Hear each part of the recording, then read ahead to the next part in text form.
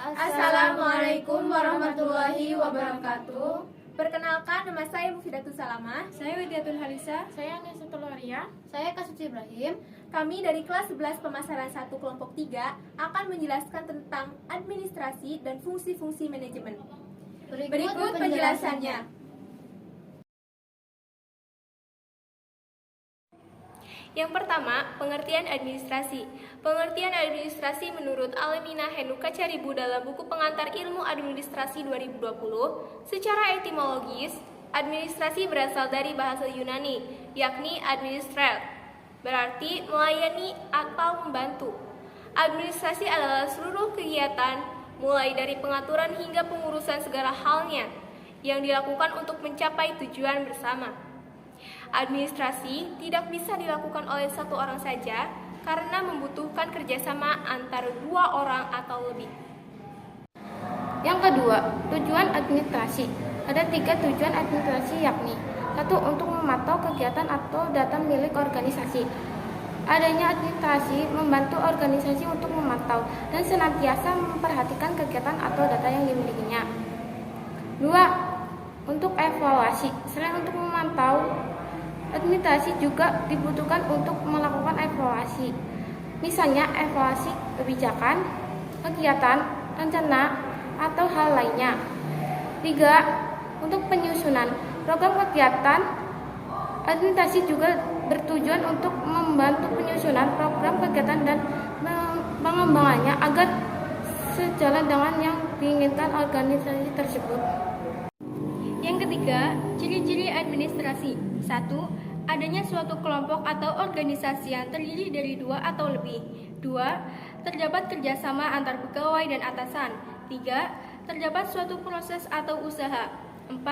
Adanya sebuah bimbingan dalam kepemimpinan dalam pengawasan. 5. Dalam sebuah perusahaan, organisasi, atau instansi harus memiliki satu tujuan. Yang keempat, fungsi administrasi. 1. Perencanaan atau planning. Perencanaan merupakan kegiatan untuk mengumpulkan data awal, pengolahan data, hingga menyusun rencana untuk membuat sebuah pekerjaan atau proyek tertentu. 2. Penyusunan atau organizing.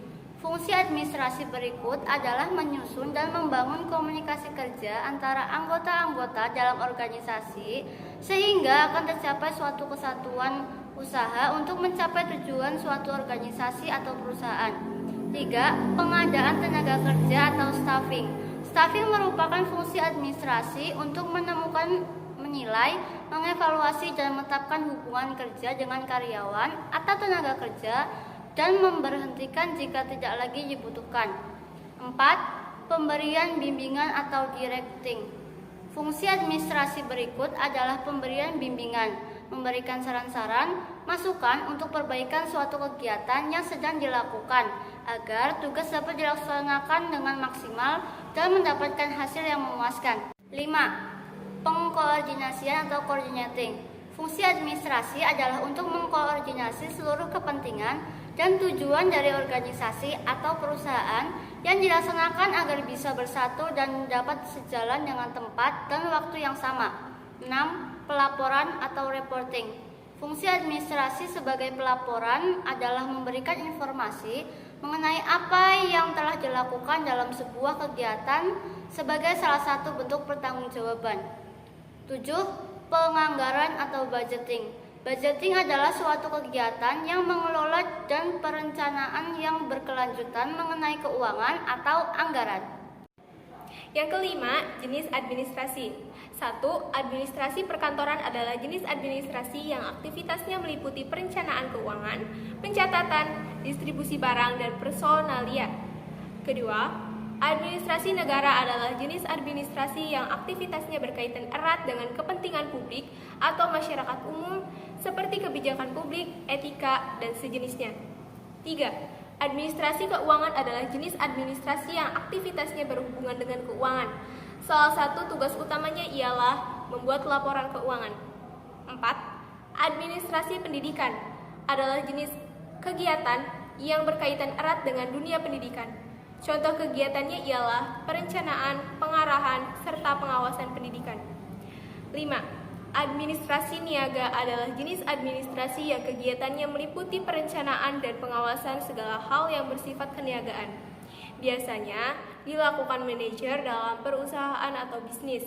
Salah satu tujuan administrasi ini ialah meraih keuntungan atau profit ekonomi. Fungsi-fungsi manajemen. 1. Planning, yaitu pemikiran tentang bagaimana menentukan tujuan dan maksud yang hendak dicapai di masa yang akan datang dan apa yang harus dilakukan agar tujuan dan maksud tersebut dapat tercapai. 2. Organizing, yaitu fungsi yang bersifat pengelompokan dan menentukan berbagai pekerjaan penting setiap porsinya dan memberikan kebebasan terhadap pelaksanaan kegiatan itu. Yang ketiga, staffing, yaitu mengatur kebutuhan sumber daya manusia, penyaringan dan latihan pengembangan tenaga kerja. 4. Motivating, mendorong perilaku manusia ke arah yang baik.